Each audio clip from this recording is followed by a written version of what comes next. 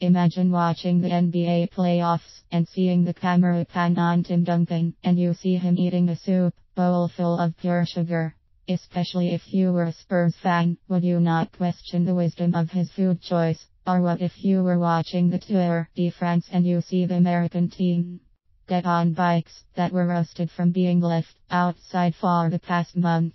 Would you not think they too were wasting their hard training and preparation due to their lack of care for their equipment?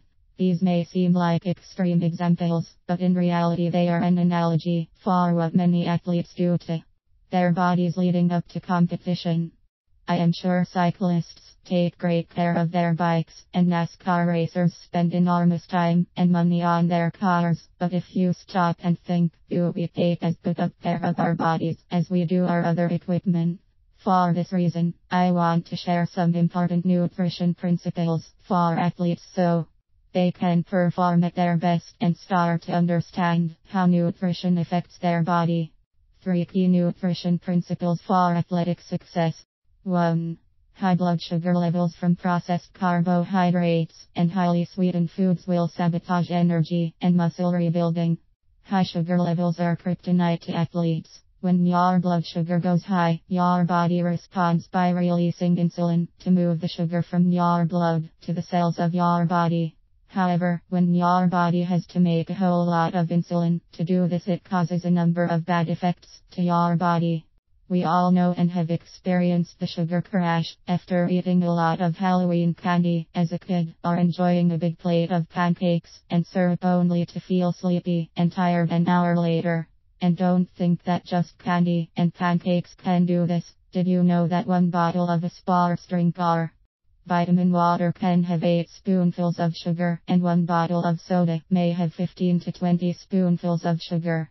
Or that a bagel or cereal may raise your blood sugar as much as a donut? There are also a number of other hormonal ramifications we need to also understand in order to appreciate how detrimental sugar can be to an athlete. First, insulin is pro-inflammatory, meaning that it will make your muscles and joints even more sore and achy.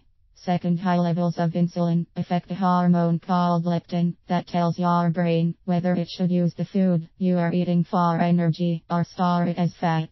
Whether you are an athlete or not, who does not want their food to give them energy? No one wants it to be stored as fat, and for an athlete, this hormonal switch has a huge effect on performance. And last but not least, high insulin levels inhibit the release of human growth hormone at night. Human growth hormone not only helps growing teenagers, but it also repairs the damage our muscles, tendons and joints suffered during our training that day. Without this necessary repair, how are we going to rebuild our muscles through training to be bigger, stronger, and more efficient? So how do you avoid these high sugar levels? Avoid processed carbohydrates, i.e. anything with flour in it. Almost all the cereals, breakfast bars, crackers, and breads will cause sugar levels to skyrocket in most people. Think of each particle of flour as little tiny sugar bomb waiting to explode once digested. Instead, start incorporating whole grains into your diet like brown rice, quinoa, steel-cut oatmeal, and farro, just to name a few options. For bread, I recommend spouted grain bran. Common example is Ezekiel bread, which is not made with flour and is much less likely to cause sugar spikes. I do recommend toasting it when you first try it, as the texture is different. Whole grains are like extended release carbohydrates, which will slowly be broken down in your body, leading to steady rise in blood sugar. This will very effectively restore your muscle energy stores and allow your body to hormonally function as it should, using your food for energy. 2. Athletes need over 10 servings of fruits and vegetables a day to prevent oxidative damage to muscles. I know this may seem like a lot, but athletes in particular need to make a change in how they think about their meals, from being focused on meat and potatoes to being focused on antioxidant consumption. Anytime energy is created, there is a waste byproduct. Think of smoke from a coal factory or oil refinery, or smoke from a fire in our fireplace. In our bodies, when we use oxygen for energy, the byproduct is an oxygen-free radical, basically a little terrorist that likes to damage our muscles and soft tissues unless it is neutralized. To visualize this, think of an apple that had a bite taken out of it and then is left on the counter. In a little while, the exposed apple will turn brown and become very unappetizing. If instead someone were to put lemon juice on the exposed apple flesh, you will find it will take a long time before the apple turns brown. This is due to the antioxidant in lemon juice, vitamin C, which neutralizes the oxidation process that turns the apple brown. So in a sense, you can visualize that if you don't eat your vegetables and fruit, your muscles will also rot, just like the bitten apple without the lemon juice. Remember, athletes need more antioxidants than non-athletes because you are using more oxygen for energy as you are more active. This means every meal should include at least 50% of your plate with fruits and vegetables, and by the end of the day you should eat more vegetables than fruit. Eat the rainbow, meaning eat all main colors blue/purple, green, red and yellow/orange daily to make sure you consume antioxidants from each of these main groups. Each color represents a different antioxidant mechanism, like our military, which has a Navy, Air Force, Army and Marines. Eating only one color group will leave your body's defenses weak, just like if our military only had a Navy with no Air Force or Army. I realize this can be a challenge, particularly at breakfast, so take some time to plan out your meals and don't be afraid to think outside the box when coming up with delicious ways to add fruits and vegetables to your diet. 3.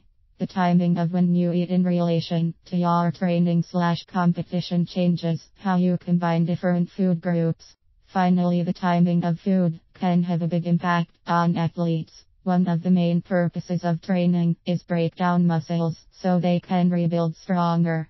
Your muscles store quick energy in the form of glycogen that gets used up during physical exertion and needs to be replenished immediately after exercise. It is estimated that you have about 30 minutes after your glycogen is depleted to try to fully replace it.